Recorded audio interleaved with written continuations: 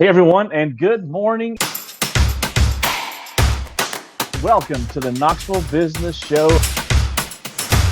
Hey everyone, and good morning, and welcome to the Knoxville Business Show. I'm Jason Deal, your host, and today with me, we are super excited to have Darin Burrell from Veteran Ventures Capital. Darin, how are you this morning, my friend? Hey, I'm doing great, and I really appreciate the opportunity, honor and a privilege to be on your show today, Jason. Thanks so much for the just for the invite.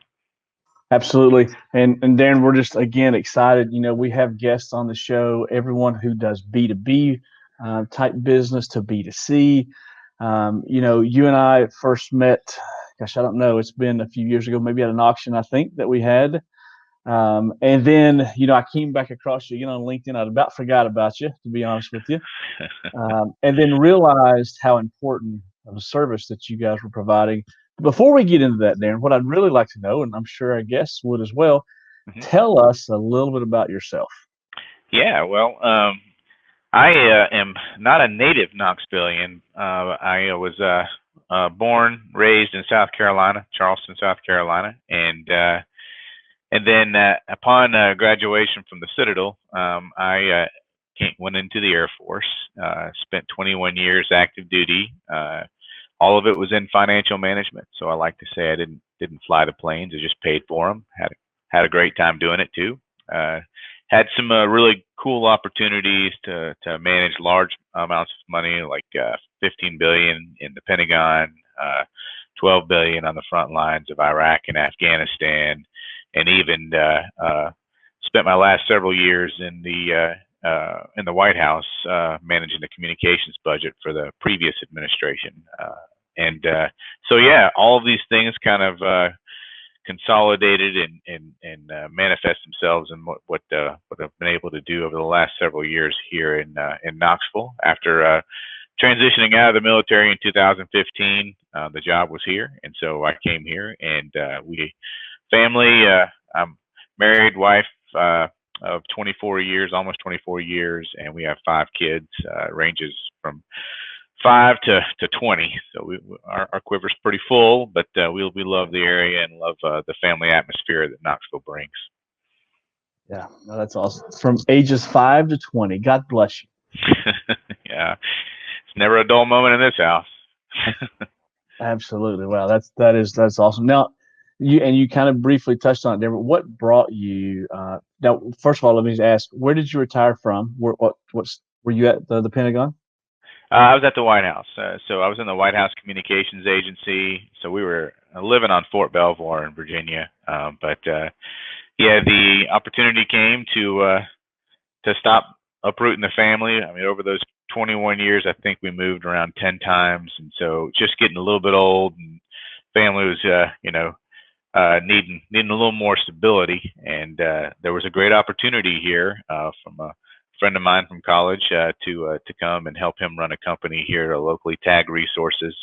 I was the chief operating officer for that, and over those 5 years of being here, this company, Tag Resources, is on fire. It has been going for when I got there, it was about 40, 45 employees, and it's more than doubled in size over the past four or so years. And their ability, and all they do is manage retirement plans, but they do it across the nation. And so they went from about 450 million assets under management when I got there to about 1.6 billion when I left this past January to go full time in Veteran Ventures Capital.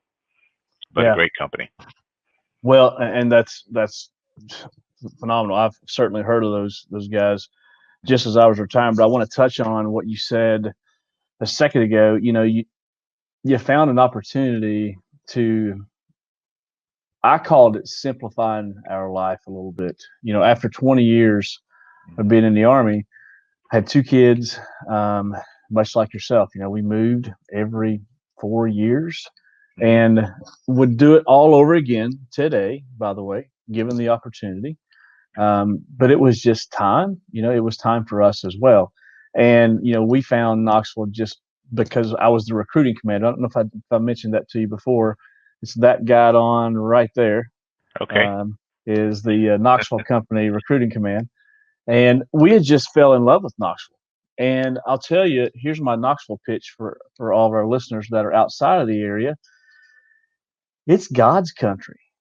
I mean, we are absolutely so blessed to be living where we are at the foothills of the Great Smoky Mountains. The people here are incredible, especially considering everything that's going on in the world today. You know, Darren, I don't know about you, but I feel absolutely blessed and humbled to be living in the community that we're in now.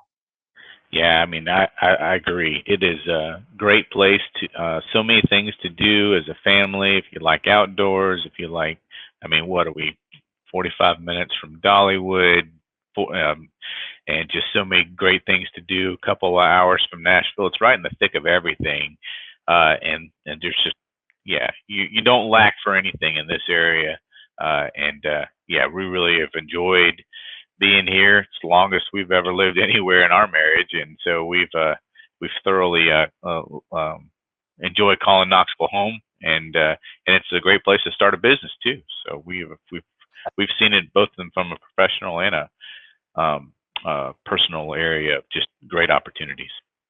Yeah, absolutely, and I think that's a good segue into, you know, you probably know this. I'm not sure all of our listeners do, but frankly, Knoxville is within 8 hours driving distance of 2/3 of the United States population. And we have a massive interstate system that encompasses the Knoxville area. So there's, in my personal opinion, there's no better place to start a business, number one, especially if you're a veteran. And that's what I want to focus on today. You know, as veterans transition out of the military, we have we have a gift that frankly others may not have.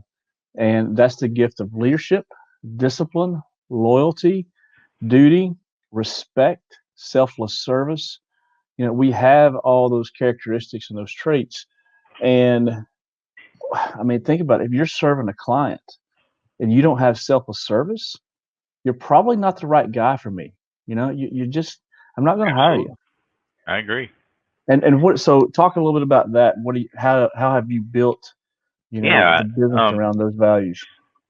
Well, I'll tell you the story of how Veteran Ventures Capital came to be. It focuses on two of my greatest passions. One is the multi-decade career that I had in the military on managing money, but also a passion for veteran-related issues, and helping them transition. They serve their country. Most of them, are looking to take those same principles that we used in the military and apply them to the private sector. That's what I tried to do when I was at TAG Resources, and we had phenomenal results over those several years that I was there, and tripling the assets and doubling the people. So what I did is I got involved while there and at TAG in some money raising opportunities.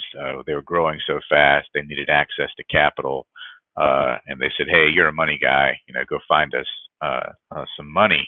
And so that was my introduction into the world of venture capital, and I loved it. It reminded me of managing money in the Pentagon, where there was a large pot of money, it seemed, but it was never enough money to go around, as you and I both know. Trying to find supplies and things in the battlefield, it didn't matter how much that pot was. The needs were always really, really high.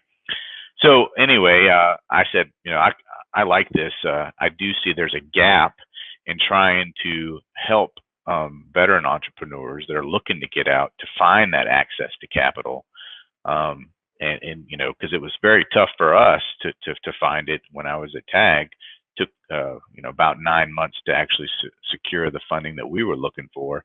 And so I said, I see a problem here, and so I said I'm gonna form this fund that addresses folks like me, again, that served, that are taking those same principles that they learned. The government invests millions of dollars in each one of the service members, man, woman, and we get to take those same things that we've learned and apply them to the private sector. So that was the idea. This is probably about 4 years ago. and I spent about a year getting mentored by some local venture capitalists, um, uh, and they're just a fantastic group here. And Grady Vanderhoofen from Three Roots Capital is one of them.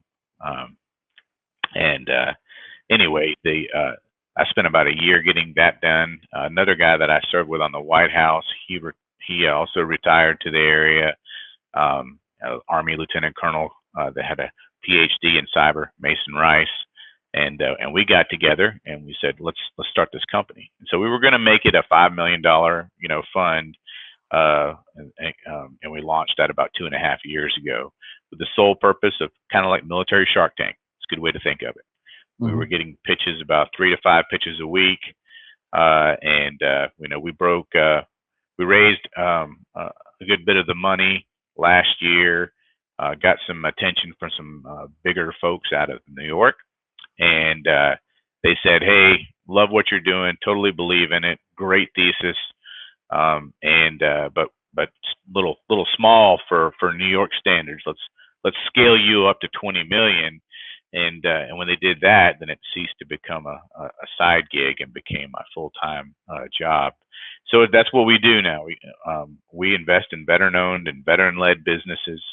We have a couple investments to date, so that's the thesis, is that veterans make better entrepreneurs for some of the same reasons you just mentioned, like the poise under pressure that works great in business. The ability to adapt to changing circumstances. Do we not live in uncertainty today? But do veterans not live in that same uncertainty on the battlefield? So it makes perfect sense. The ability to get things done. We're all about taking that hill no matter what. But those are really great qualities that we see in entrepreneurs in general. We have a white paper that we did on our website that talks about the leading characteristics of Fortune 500 CEOs and business leaders, and breaking down those characteristics and then showing how it doesn't matter where you're at in the military, what service component, officer and enlisted, you're taught those same principles from the ground up. And 100%. so, yeah, so when you come out, you have the same capabilities of that Fortune 500 leader. You just don't have the same network and the same access to capital. And that's where Veteran Ventures tries to come in and bridge that gap and invest in those companies and help them scale, just like they do on Shark Tank. So that's kind of us in a nutshell of what we do and how we do it. We're across the nation, but our roots are right here in Knoxville, and we're just in the midst of continuing to scale up those operations and get the right team to continue to kind of help all those businesses who have the right team, and have the right opportunities, or I guess the right capabilities, and we help give them those opportunities. Yeah, no, and I've got, gosh, there's so many questions that I'd love to ask. And of course, we're limited on time. And if you're just tuning in, by the way, thanks for tuning in with us on the Knoxville Business Show. We've got Darin Burrell. He is the president of Veterans Ventures Capital, and we're talking about essentially transitioning. I mean, and of course, there's multiple phases that we go through, especially as retirees. There's the fear. What does that look like when we retire? Darin, I know you came to Knoxville from the White House, and you kind of went into a position that was, I don't know about ready-made, but you had a company that you went in. When I retired, we started a brand new company from scratch.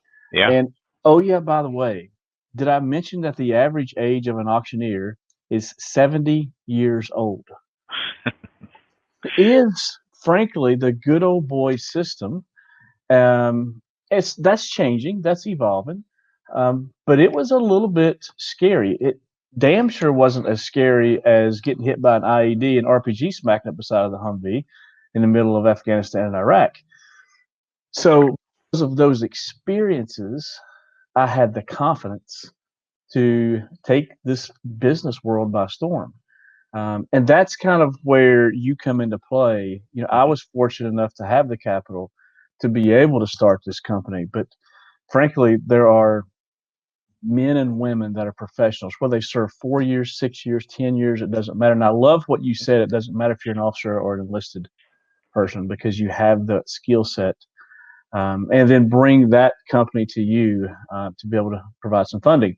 What's the number one thing that most people are asking for right now for funding for? Is it inventory? Is it what's some of the reasons? Well, that's a good question. So really, where we focus is on the technology side of um, those business ideas and then innovations. So we do have those people that are looking for inventory and scaling up and marketing and just trying to get their name out there.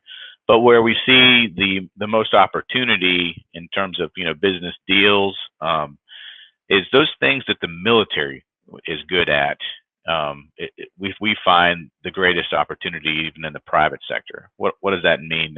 That essentially means those areas of national security, like cyberspace, cybersecurity, logistics, supply chain management, aerospace.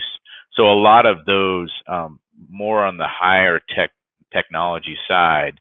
That's where we see a lot of pitches and a lot of opportunities in terms of, you and I both know that there are certain opportunities afforded veteran-led, veteran-owned businesses, some certifications, like for a service-disabled veteran-owned business, which Veteran Ventures Capital is.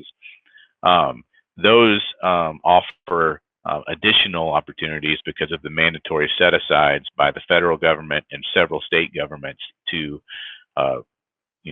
put a portion of their procurement and contracting budget for those minority, service disabled, and veteran-led businesses like that. So we look at all of those things. If there's an opportunity for us to help get those companies before the government and get them into the procurement sector. My last 7 years or so, that's what I did, is a lot of contracting related issues besides just the money side of the house. And so we're able to help tie them in and cut through some of the red tape that the government's known for. Because a lot of companies don't want to do business with the government. They think it's very hard to get into. And they're right. It can be challenging, but once you're in, it's really hard to get out, and it's a good solid flow of revenue that can weather storms of, say a pandemic or something like that, that allows them to kind of continue to kind of grow in the midst of uncertainty.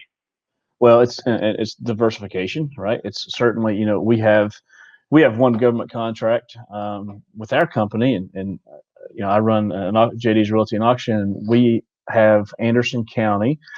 We sell all of their excess property.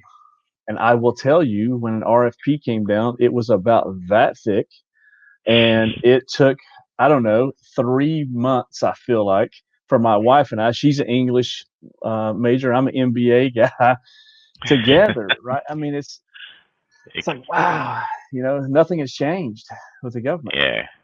Can be challenging, and they are making efforts. Of course, they were making efforts while I was in, talking about streamlining acquisition rules and things like that. But I will tell you that over the last couple of years, it does seem like they're starting to hear the fact that that it's too much. It's too much, and so we're working with those particular agencies to kind of show them better ways to do business, and then using our portfolio companies and those within our network to kind of get them again access to to those contracts and revenue flows, again, to help smooth out some of the rough edges that when the business cycle takes a turn for the worse. So yeah, it's a great opportunity again, and that's what the veteran brings to the table. No, that's awesome. So, and we're getting close to our 20-minute mark, and Darin, I promise you I wouldn't take up much of your time. But if we hopefully, and we can wrap this up in 5 minutes, I think one of our guests would be really interested in if there's a guest listening right now and they have a business, they're a veteran, talk them through expectation management. They reach out to you guys. What can they expect? What is some of the things, maybe some of the key takeaways that you've seen historically of preparation cycles? And you can talk about valuations if you want, or just some of the things that can help prepare them before they come and see you. Right. Well, the first step is putting together everything on some sort of plan, right? Because if you are looking to gain access to capital, you're going to have a laundry list of issues ready to go. Starts off with that pitch deck, and then your financial statement. But if you go, you go to apply for funding to our website, there's a list of about 28 questions in addition to uploading your financials, your pitch deck, and your exec summary and all that. So what we're looking for is, what kind of traction do you have? Is there a little bit of revenue in whatever product that you have here, and what are you going to do with the money that we're going to give you? How are you going to scale up those operations? And ultimately, what we believe is that veterans make better entrepreneurs, right? That better entrepreneur is going to make investors more money, because what we've done is we've gone out and raised a fund, and these investors are looking for a massive return on their investment. And so, you got to address that. You got to say, this is how I'm going to make a massive return. A 10x return is what we typically look for in the venture capital industry. And so you got to be ready to address that. You got to be ready to talk about, know your numbers really well, and just have the confidence that really comes with knowing your business. And we do see that, the veteran who's typical, understanding of what they do is, hey, they did it in the military, they come out, they try to do it for the same thing as maybe a defense contractor, find out just how convoluted and inefficient the contractor does it, says, hey, I'm going to go out on my own, and they start their own business. They come and they try to scale it up, and then that very same contractor comes to them about 3 to 5 years later and tries to buy them for 10 times what they started it with. That's a typical way that we see businesses go in the cycle and then end up coming and being taken over by the same people that they originally started off with when they came out of the military. So hope that kind of answered a little bit more of the question of what we look for. No, that's great. That's great. And we're going to go ahead and post here, and I'll say it because there'll be people listening to this podcast. They can get you at veteransventures.us or at phone number 865-333-4775. And Dan, I tell you what, I have just enjoyed this morning. I love Wednesday mornings. I wish we could do a podcast every single day, but unfortunately, I've got a whole nother business that I run, and it's tough. But I want to give you the final closing remarks there. If you have any other, I don't care if it's guidance, if you have inspiring words, anything that you want to let the listening audience know. Well, a couple of things. One, thank you again, Jace. It's been great. Great service that you're providing, and happy to be a part of it. We're still, if there are some investors out there that are looking to diversify their portfolio, come on in. The water is great over here, and we're going to do some really good things in helping veterans scale their businesses and make you money in the process. So that's one thing, but also just the idea of our motto is rewarding sacrificial leadership. And that's a twofold motto, where we believe that those veteran entrepreneurs that come to us, they've sacrificed a lot. They're taking those same principles and they're learning how to affect it in the private sector. But also on the flip side, those investors who come into us, they're sacrificing a bit of their income for a set period of time to help those veterans take those businesses to the next level. And in the end, they're going to be rewarded at the end with a return that they can be proud of. And so that's kind of what we believe is the reason we are here, and everything is flowing smoothly. Check us out on our website and get a hold of us if you need some more information. Awesome. Love it. Darin, have a wonderful day. Again, thanks for watching, and we have a wonderful day. I think my camera just shut down anyway. So that's my time. Have a wonderful day, and we'll see you soon. Go check out Darin's website there, www.veteranventures.us. Have a great day. You too. Have a good one.